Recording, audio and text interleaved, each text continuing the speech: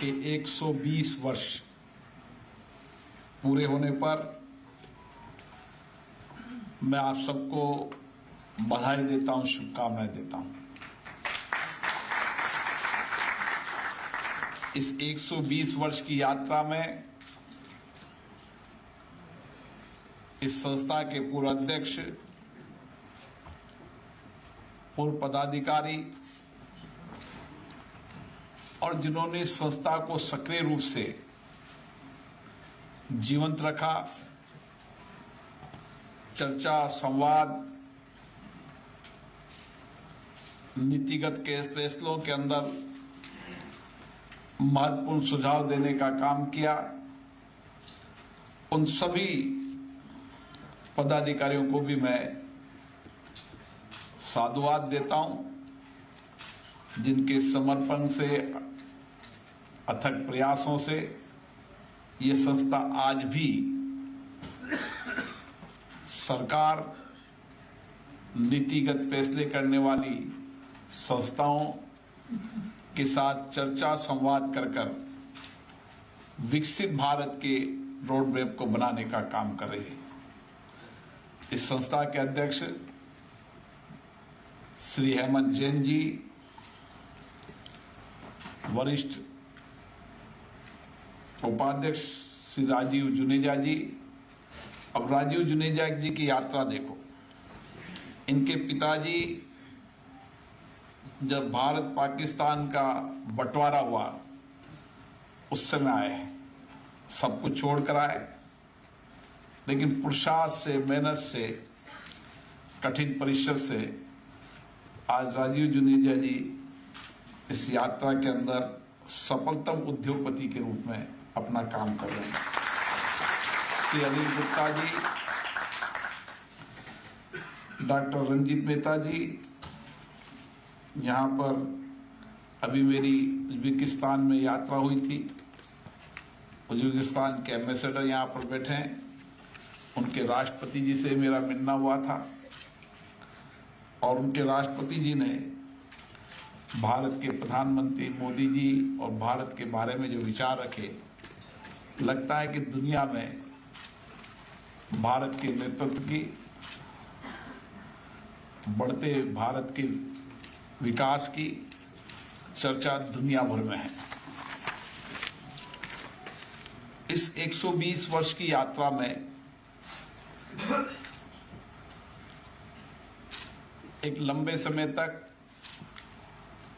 देश के विकास में उद्योग, व्यापार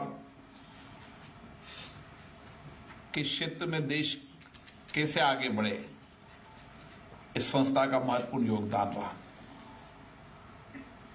आजादी की लड़ाई के समय योगदान रहा और आजादी की लड़ाई के समय भी स्वदेशी इंडस्ट्री पनपे, स्वदेशी व्यापार, उद्योग पनपे। इसलिए महात्मा गांधी जी के उस आंदोलन को इस संस्था ने सहयोग किया और विशेष रूप से हम सब इतनी लंबी यात्रा के बाद भी आज भी ये संस्था लगातार भारत के विकास के लिए प्रयत्नशील है और स्वदेशी उद्योगों को आत्मनिर्भर बनाना, बदलती तकनीकी नवाचारों से अवगत कराना और सरकार और इंडस्ट्री सेक्टरों के बीच में एक सशक्त सेतु के रूप में काम करना, ये संस्था लगातार काम कर रही है। आपने आज की थीम रखी कि 1947 की आजादी की यात्रा शुरू हुई। ऐसे तो इस संस्था ने आजादी के पहले से यात्रा शुरू की, लेकिन आजादी के बाद भारत में किस तरीके से जो कुछ भी समय के अनुसार परिवर्तन हुए,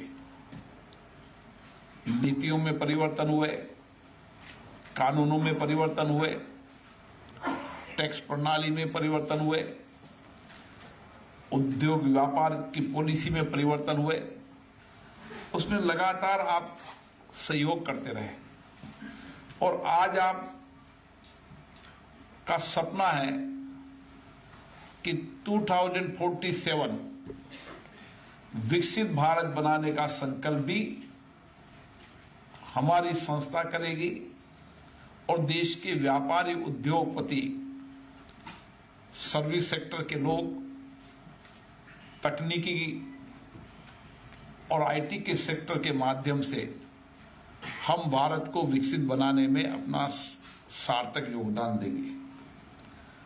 और इसीलिए लगातार 120 वर्षों तक आपने समय समय पर इंडस्ट्री सेक्टर की चुनौतियों को,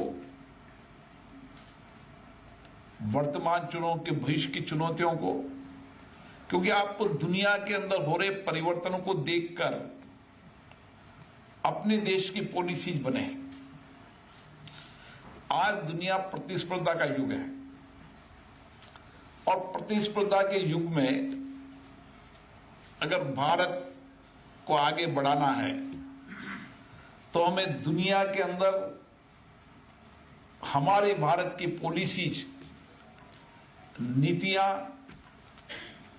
कानून की बनाने की प्रक्रिया, टैक्स प्रणाली, पारदर्शी सिस्टम, उद्योग व्यापार की सहजता, लोन एवं अन्य क्षेत्रों के अंदर हमें बेहतर करने का प्रयास करना पड़ेगा। आज केवल दुनिया से प्रतिस्पर्धा नहीं, आज तो भारत के अंदर भी अलग अलग राज्य सरकारें अपने यहां पर उद्योग, इंडस्ट्री, सर्विस सेक्टर लाने के लिए लगातार प्रतिस्पर्धा कर रही है और जिस राज्य के अंदर उनकी नीतियां बढ़िया रहती है, करप्शन कम रहता है, डिलीवरी बेटर रहती है, वो राज्य इंडस्ट्री सेक्टर के अंदर, सर्विस सेक्टर के अंदर आगे बढ़ता है। और इसीलिए भारत के प्रधानमंत्री माननीय नरेंद्र मोदी जी ने प्रयास किया है कि हम उद्योग व्यापार जगत के संस्थाओं से लगातार संवाद करते रहें, चर्चा करते रहें और हमारी नीतियां, पॉलिसियां टिकाऊ भी हो। आज दुनिया में मैं अलग अलग देशों में जानता हूं तो सबसे बड़ी चिंता होती है उस देश के अंदर कानून का राज, उस देश की सरकार की स्थिरता, उस देश की टैक्स पॉलिसीज। क्योंकि जिस देश के अंदर नीतियां, कानूनों में लगातार परिवर्तन होता रहता है, टैक्स सिस्टम में बहुत जल्दी परिवर्तन होता है, स्थिर शासन नहीं होता, वहां उद्योगपति और व्यापारी कोशिश करते हैं कि उस क्षेत्र के अंदर हम हमारी इंडस्ट्रीज को नहीं लगाएं। और इसीलिए भारत आज, हम सबको गर्व है कि यहां पर सरकार भी स्थिर है, पॉलिसीज, नीतियां भी उद्योग व्यापारों के अनुकूल हैं, टैक्स प्रणाली को, सिस्टम को पारदर्शी बनाने का प्रयास किया जा रहा है और उसके साथ राज्यों के अंदर एक स्वस्थ प्रतिस्पर्धा और स्वस्थ प्रतिस्पर्धा के साथ उनको एकल खिड़की या एक प्लेटफॉर्म पर इंडस्ट्री लगाने में सहयोग करें। इसके लिए पीएचडी सीसीआई लगातार गंभीर प्रयास कर रही है और उसके गंभीर प्रयासों के परिणाम भी निकल रहे हैं। मुझे आशा है कि बदलते परिप्रेक्ष्य के अंदर हमें हमारी परंपरागत इंडस्ट्रीज को तो जीवित रखना ही पड़ेगा, लेकिन देश की परिस्थितियों के अनुसार हमें आने वाले समय में नए इनोवेशन, नए रिसर्च को डेवलप करने की आवश्यकता है। हमें दुनिया में अगर प्रतिस्पर्धा करनी है तो हमारी इनोवेशन नए दुनिया के बदलती दुनिया से सबसे बेहतरीन हो, इसलिए इनोवेशन की आवश्यकता है, नए रिसर्च की आवश्यकता है और एक कार्यकुशलता वाला मानव संसाधन की आवश्यकता है। और इन सब विषयों पर सरकार के द्वारा गंभीर प्रयास किए जा रहे हैं। देश के विश्वविद्यालयों के अंदर रिसर्च सेंटर बनाने की कार्य योजना बनाई जा रही है। हमारे आईआईटी और तकनीकी सेंटर हैं, उनको दुनिया की बदलती दुनिया में सबसे बेहतरीन इनोवेशन के सेंटर बनाए जा रहे हैं। टेक्नोलॉजी के अंदर भारत में तेजी से परिवर्तन हो रहा है और दुनिया में बदलती टेक्नोलॉजी में भारत टेक्नोलॉजी सेक्टर में नेतृत्व कर सके, इस दिशा के अंदर तेजी से काम हो रहा है। मुझे आशा है कि कोई समय था जब भारत उपभोग का बाजार होता था, हमारे यहां दुनिया भर के देशों का बाजार भारत होता था। आज परिस्थितियों में परिवर्तन हुई है। हम हमारे उपभोग की वस्तुएं तो उत्पादित कर ही रहे हैं, लेकिन हम दुनिया के अंदर उन सब इंडस्ट्री सेक्टर के अंदर जहां 100% हम इंपोर्ट पर आधारित रहते थे, आज उस सेक्टर के अंदर भी हम एक्सपोर्ट करने की सामर्थ्य हम में बढ़ी है। ये नए बादल का परिप्रेक्ष्य है और इसीलिए आप सबको ये विचार करना पड़ेगा कि अब जमाना आर्टिफिशियल इंटेलिजेंसी का है, डेटा एनालिसिस का है, green energy, clean energy, innovation, digital platform का है। क्योंकि हमें उद्योगों को अगर प्रतिस्पर्धा बनाना होगा तो नए परिदृश्य के अंदर हमें हमारी प्रोडक्टिविटी को बढ़ाने का और लागत को कम करने का प्रयास करना पड़ेगा। दुनिया के अंदर प्रतिस्पर्धा में टिकने के लिए हमें बेहतर टेक्नोलॉजी का उपयोग करना पड़ेगा और मुझे प्रसन्नता है कि भारत के इंडस्ट्री सेक्टर के लोगों ने जिस तेजी से ट्रांसफॉर्मेशन किया है, जिस तेजी से बदलाव किया है, आने वाले समय के अंदर कई सेक्टरों के अंदर हम दुनिया के अंदर नेतृत्व करेंगे। हमारे पास जो कुछ भी सामर्थ्य है वो दुनिया के पास वो सामर्थ्य नहीं है। हमारे पास एक ऐसा मानव संसाधन है, हमारे नौजवानों की बौद्धिक क्षमता, नए इनोवेशन करने की क्षमता, हमारी मानव संसाधन की कुशलता की क्षमता लगातार बढ़ रही है और दुनिया के अंदर युवाओं की कमी होती जा रही है। ये हमारी बहुत बड़ी ताकत होने वाली है और ये ताकत ही दुनिया की सबसे बड़ी ताकत बनेगी। ये अब दुनिया के देश समझने लगे।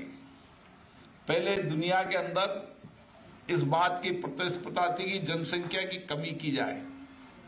अब कई देश इस बात के लिए चिंतित है कि उनके यहां युवा जनसंख्या की गिरती ग्राफ के कारण वो चिंतित है कि आने वाले समय में हमारे इंडस्ट्री सेक्टर के अंदर, टेक्नोलॉजी सेक्टर के अंदर हमें युवा मानव संसाधन नहीं मिलेगा। यही दुनिया के कई देशों के अंदर बड़ी चुनौती बनती जा रही है।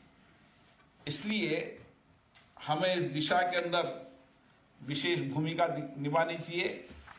पीएचडी सीसीआई लगातार प्रयास कर रही है नौजवानों में बेहतर स्टार्टअप बनाने के लिए उनको सहयोग करना, महिला उद्यमिताओं के लिए नए अवसरों के हिसाब से उनको प्रशिक्षण देना, उनको सहयोग करना।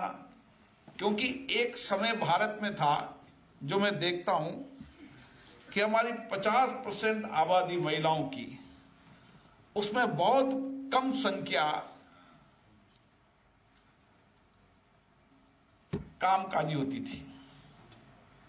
आज हम बदलते परिप्रेक्ष्य में एक देख रहे हैं कि चाहे कितना भी बड़ा कॉम्पिटिटिव एग्जाम हो जाए और बेहतर कार्यकुशलता के अंदर हमारी महिलाएं आगे बढ़ रही है, और तो ग्रामीण अर्थव्यवस्था के अंदर भी महिलाओं का योगदान बढ़ रहा है। और इस 10 साल के अंदर जिस तेजी से हमारे महिलाओं का कामकाज कार्यकुशलता बेहतरीन हो रही है, ये 10 साल भारत को एक बहुत बड़ी आबादी बेहतर कार्यकुशलता वाली मिलेगी और वही हमारी ताकत बनेगी दुनिया के अंदर। तब हमारी 70%, 80% कामकाजी लोग भारत को मिलेंगे।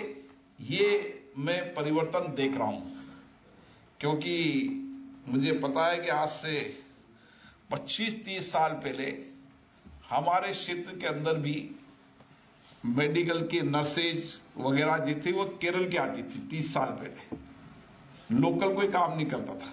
अब आप समय देखो कि हर सेक्टर के अंदर, पहले तो सरकारी सेवाओं में महिलाएं काम करती थी, आज निजी क्षेत्र के अंदर भी हर इंडस्ट्री सेक्टर हो, सर्विस सेक्टर हो, व्यापारिक सेक्टर हो, आप शोरूम में देखो, ये परिवर्तन भारत के नए परिदृश्य का बन रहा है।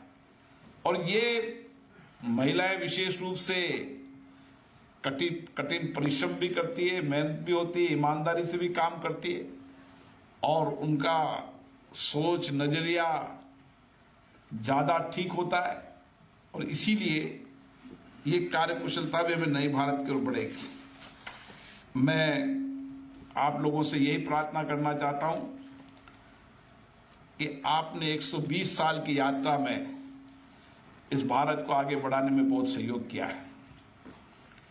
अब दुनिया के लिए भारत सबसे आकर्षण का स्थल है, इंडस्ट्री सेक्टर के अंदर, व्यापारिक सेक्टर के अंदर, सर्विस सेक्टर के अंदर, टेक्नोलॉजी सेक्टर के अंदर। और मुझे जितना मैं गया हूं, मैंने देखा है कि टेक्नोलॉजी सेक्टर के अंदर तो दुनिया के विकसित देशों के अंदर भी भारत का नौजवान नेतृत्व कर रहा है। दुनिया के विकसित देशों के अंदर भी जितनी कंपनियां हैं उसमें 25% भारत के नौजवान सीईओ हैं। हमारे चार्टर्ड अकाउंटेंट हो, हमारे डॉक्टर हो, हमारे आईआईटी इंजीनियर हो, एमबीए के हो, हर सेक्टर के अंदर भारत के नौजवान नेतृत्व कर रहे हैं। इसलिए क्षमता तो हम में है, उस कार्य क्षमता को और कैसे बेहतर कर सकते हैं। पीएचडी सीसीआई इस काम को लगातार करती आ रही है, लगातार सरकार से, नीतिगत फैसले लेने वाली संस्थाओं से बेहतर संवाद करती है, चर्चा करती है, अच्छे नीतिगत सुझाव देती है, बदलते दुनिया के परिप्रेक्ष्य के हिसाब से भारत में नीतियां बने, पॉलिसी बने, इसके सुझाव देती है। आने वाले समय के अंदर हमारी चर्चा, संवाद, नीतिगत फैसले बनाने वाले पॉलिसी मेकर्स के साथ हमारे लगातार चर्चा संवाद के प्रोसेस बनना चाहिए। मेरा मानना है कि दुनिया के अंदर लोकतांत्रिक व्यवस्था, चर्चा, संवाद, सहमति, असहमति, आज दुनिया के अंदर लोकतंत्र की जो सामर्थ्य रखने वाले देश हैं वो बहुत तेजी से आगे बढ़ रहे हैं, और जिन देश में लोकतंत्र नहीं है वो देश भी अब लोकतांत्रिक व्यवस्था को बनाने का प्रयास कर रहे हैं, या लोकतांत्रिक व्यवस्था को दिखा रहे हैं कि हम चर्चा संवाद से बनते हैं। इसलिए लोकतंत्र की जो ताकत और सामर्थ्य है, ये बहुत बड़ी ताकत और सामर्थ्य रहती है। PFDCCI भी इसके लिए लंबे समय तक 120 वर्ष तक प्रयास कर रहा है। हमें हमारे इंटरनल ग्रुप को और चर्चा संवाद को हम कैसे बेहतरीन बना सकते हैं, हमारे हर क्षेत्र में एक्सपर्टीज हो। देश और दुनिया के अंदर कोई भी व्यापार करना चाहता हो, इंडस्ट्रीज करना चाहता हो, सर्विस सेक्टर के अंदर काम करना चाहता हो, स्टार्टअप में काम करना चाहता हो, हमारी PFDCCI के एक्सपर्ट लोग उनको समय समय पर नीतिगत में भी और इनोवेशन के अंदर भी, रिसर्च के अंदर भी और इंडस्ट्री लगाने के अंदर रोड मैप बनाने में भी सहयोग प्रदान करें। क्योंकि आपके पूर्व अध्यक्षों का एक लंबा अनुभव रहा है इंडस्ट्रीज को यहां से और इंडस्ट्रीज की ग्रोथ को बढ़ाने में, उनके अनुभव काम आते हैं। क्योंकि अनुभव भी जिंदगी में बहुत महत्वपूर्ण होते हैं। इसलिए हम भारत में कहते हैं कि नवाचार हमें करना है, नई टेक्नोलॉजी, नई इनोवेशन, नया सब बदलाव करना है, लेकिन हमारी परंपरागत और हमारे अनुभव के लाभ भी आने वाली इंडस्ट्री सेक्टर के लोगों को मिले। इसलिए कई बार अनुभव भी और परंपरागत तरीके भी बहुत लाभप्रद होते हैं। मुझे आशा है कि आपका जो लंबा अनुभव रहा है इंडस्ट्री सेक्टर के अंदर, व्यापारिक सेक्टर के अंदर, सर्विस सेक्टर, क्योंकि आज इंडस्ट्री सेक्टर बड़ा है उतना ही सर्विस सेक्टर भी बड़ा हो चुका है। इसलिए हमें इंडस्ट्रीज के साथ सर्विस सेक्टर को भी लेकर साथ चलना होगा। और इसके लिए PFDCCI के जो 120 साल का लंबा अनुभव है, उस लंबा अनुभव का लाभ आने वाले देश के इंडस्ट्रीज, व्यापारिक क्षेत्र के लोगों को मिले, महिला सशक्तिकरण में मिले, ताकि हम 1947 से जो हमारी 247 तक की यात्रा में हम हमारे 247 में विकसित भारत के संकल्प और लक्ष्यों को पूरा करने में आपकी सबसे महत्वपूर्ण भूमिका होगी। धन्यवाद।